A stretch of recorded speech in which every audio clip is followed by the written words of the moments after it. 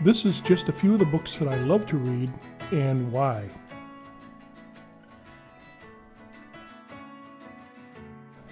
I've often said that one of my favorite books is the dictionary. As a kid in high school, I actually used to read the dictionary quite a bit. I love words.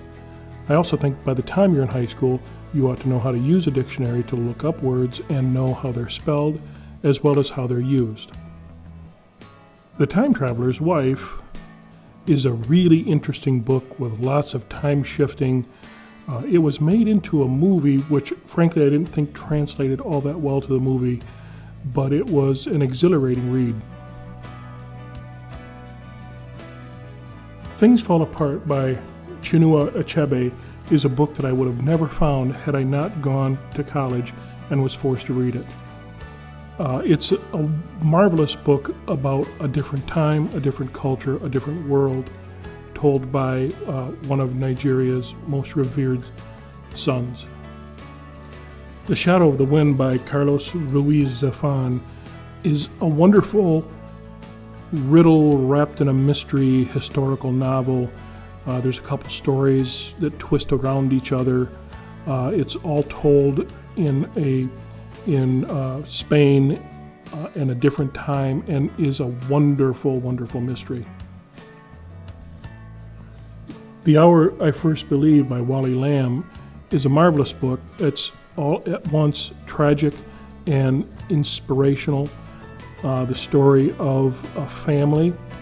I first came into contact with Wally Lamb with the book She's Come Undone, where he writes in the voice of a 16-year-old girl. In this case, he writes in the voice of a man who is undergoing tremendous difficulties in life and the characters that surround him. And I honestly can't think of a writer who has a better voice than Wally Lamb.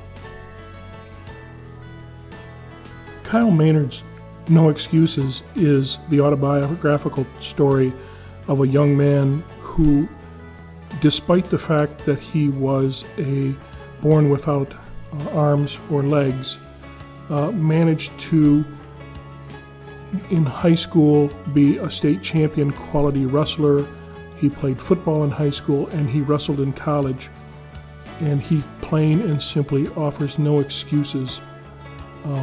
It's a good read for those young men in high school who have a difficult time picking up a book that interests them. This one can't help but interest you. This next novel, Spook Country, was written by William Gibson, the man who coined the phrase cyberspace way back in 1982.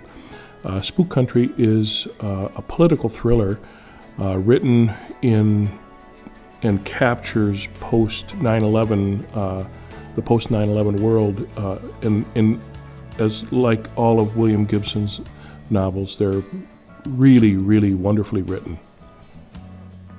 If you've read either of Frank McCourt's novels, Tis or Angela's Ashes, you know how great of a writer he is.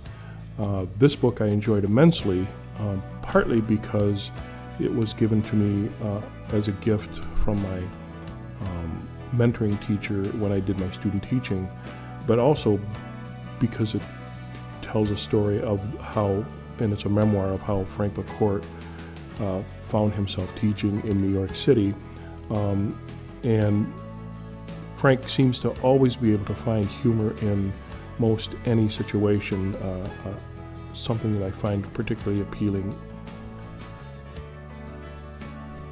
In the novel Water for Elephants, Sarah Gruen, I apparently go back to historical novels again. Sarah Gruen tells a story of another time and another culture through the protagonist's memories. The protagonist is a 90-plus-year-old man who, in a series of memories, takes us back to the age of the great circuses and his life and love there. I'm a big fan of the comic strip Dilbert and was initially attracted to this novel. And it's hard to call it a novel, it's only 120-some pages. because Scott Dilbert is the writer of the novel and also the creator of the comic strip Dilbert.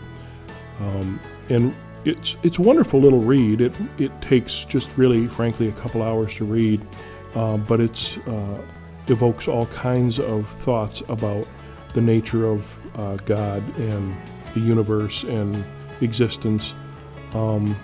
It's a very interesting and engaging read, not frankly for young minds, although the high school reader may find it a compelling read. This book, The Journeyman's Road, is a real favorite of mine, primarily because I play harmonica, and this is the memoirs of the harmonica player Adam Gussow, and how he learned his craft through sitting at the hand of a man by the name of Sterling McGee, also known as Satan, and they played music for a number of years on the streets of New York, busking for a living, and really it tells a story of those days when he was learning his craft. The book Made to Stick ought to be considered a required reading for every aspiring teacher during their education. The Heath brothers, Dan and Chip, have pulled in ideas and research and examples of why some ideas work and why some ideas fail. In other words, why some ideas are stickier than others. And they've got great stories about how those ideas become sticky.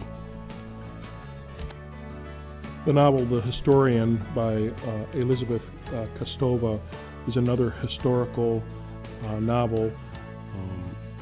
It's honestly one of my favorite all-time books. Kostova writes the story of a man who in academia is accompanied by his daughter and travels all over Europe, and eventually, through a series of events, she begins to hunt the real live Vlad the Destroyer, otherwise known as Dracula. And it's an exciting, thrilling read. Kostova captures the place and the time perfectly. The next two novels that I wish to talk about are really two of my favorite works of all time, both written by Ken Follett. The first one, his seminal work, Pillars of the Earth, tells the story of cathedral building in medieval Europe. His second novel, kind of a follow-up, World Without End, continues that story. It's a grand and ambitious tale that encompasses many years and many generations. It's a story of the people of the early medieval times in Europe.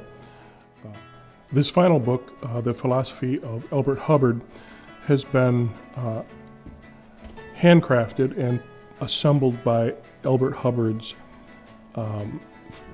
son, and this book came to me almost completely by accident, by a donation of the grandfather of one of Portland's former students. And it's chock full of interesting philosophies and interesting quotes by a man who went on to form the Roycrofters Press to get his own things published. The Roycrofters Press is part of the contemporary arts and craft movement that was probably made famous and embodied in the architect Frank Lloyd Wright.